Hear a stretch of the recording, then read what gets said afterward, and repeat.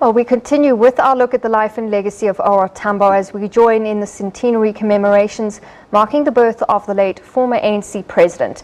And joining me now is activist and author Dr. Wally Serote, who joined Umkhonto weSizwe in 1977 in Botswana and worked under OR Tambo in setting up the cultural front in Botswana.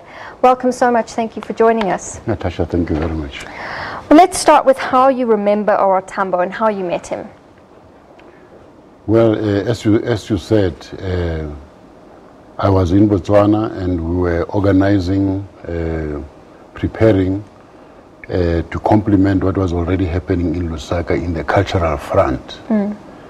And just before we called for this very significant conference and symposium of the arts in 1982, I was then asked to go and report about progress to OR.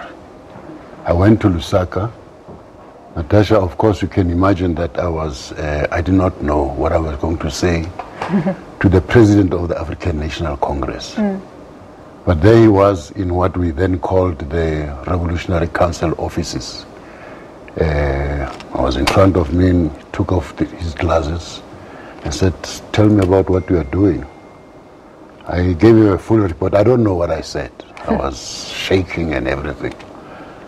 At the end, what I remember, which then completely changed my whole perspective and controlled my life, was when OR said, the work that you people are doing in Botswana of arts and culture is very strong and has a great potential to unite our people. I had never seen culture in that perspective. But what I'm saying about that is that OR had the ability to make all of us cadres of the ANC feel that we are leaders, and therefore gave us the feeling of wanting to be very responsible, disciplined, committed, and with conviction as in terms of what we have to do. And this is what I portrayed to the comrades that I was working with in the front. But also, when I look back, I see the values that in his own way, gentle way, but forceful way also, are imparted to us.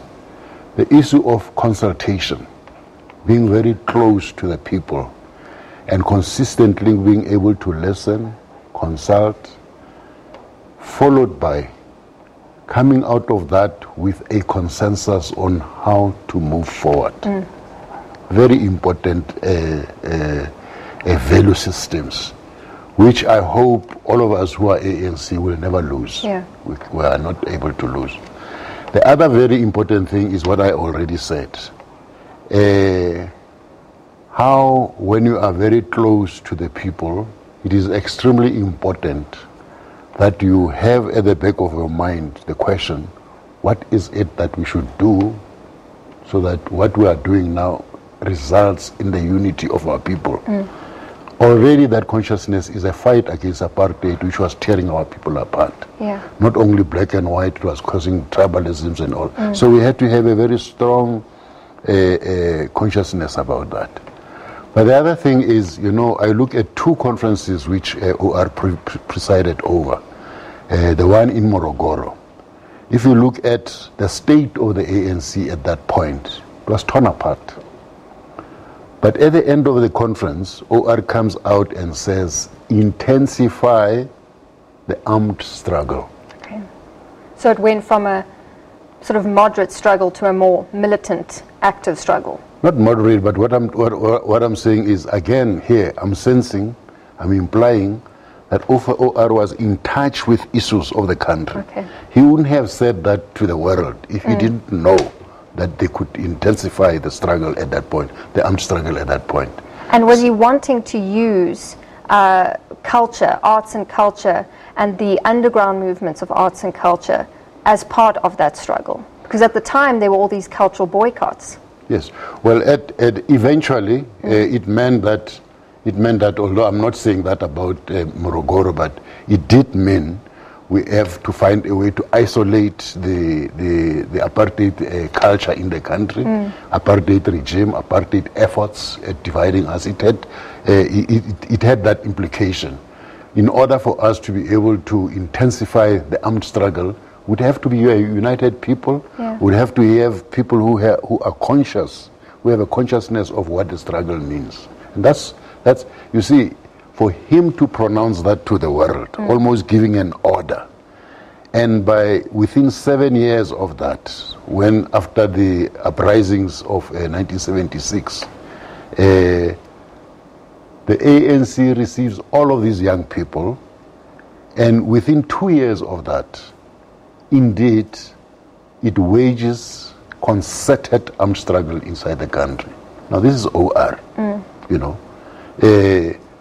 In 85, at another conference, the Cabo conference, at the end of the conference, he comes out of that and he says, following this conference, there shall be change in South Africa.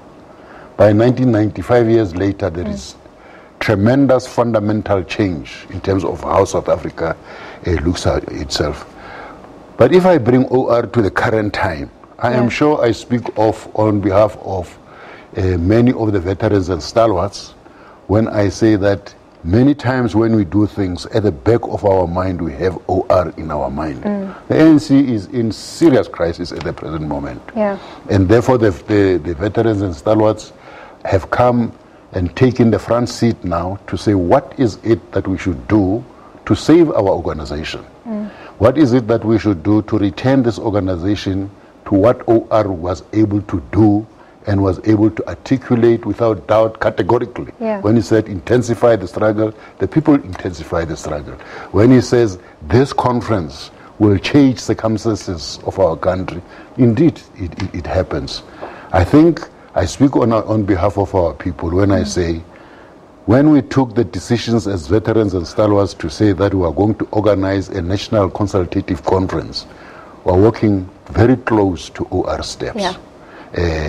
And therefore, in this centenary of OR's life, we have to find a manner to ask certain questions and answer them.